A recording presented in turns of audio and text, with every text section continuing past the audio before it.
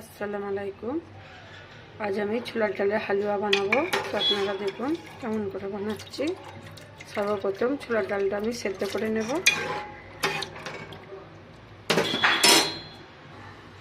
City মারতে দেওয়া হয়েছে, একটা সিটি মারব।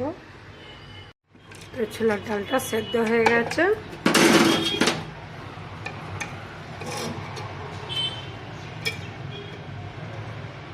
সেদ্ধ হয়ে গেছে দেখুন।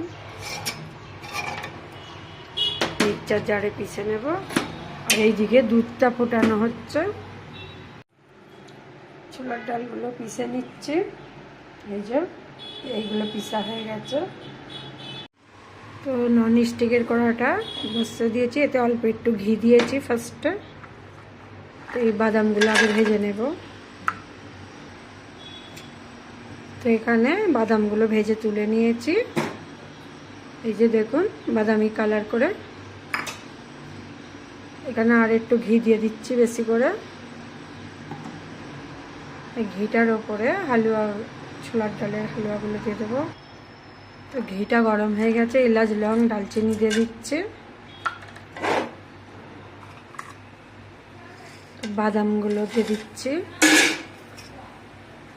আমল বাদাম দিলাম, কাজু বাদাম দিলাম, দিয়ে একটু নেড়ে চেড়ে নিচ্ছে।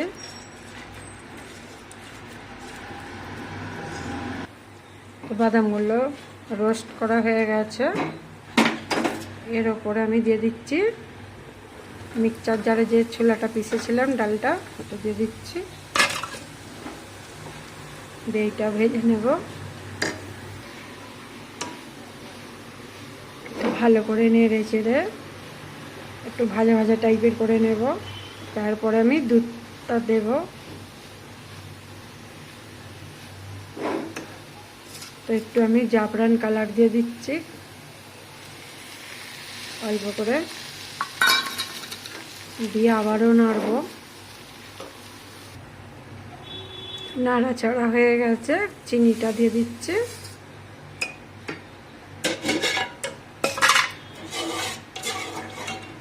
এই যে ফুটানো দুধটা আছে, দুধটা দেব।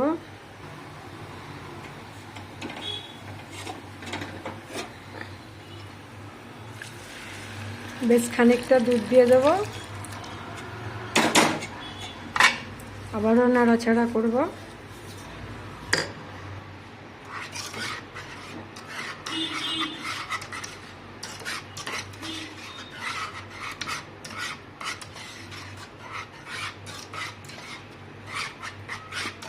তো হালুয়াটা হয়ে গেছে।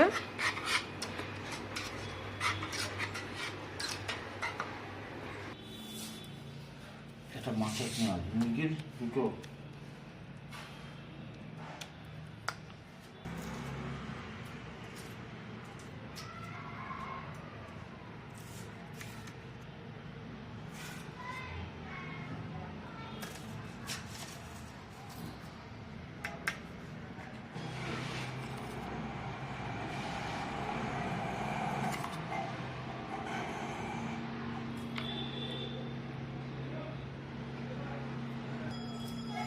তো বন্ধুরা দেখুন ছোলার ডালের হালুয়া হয়ে গেছে।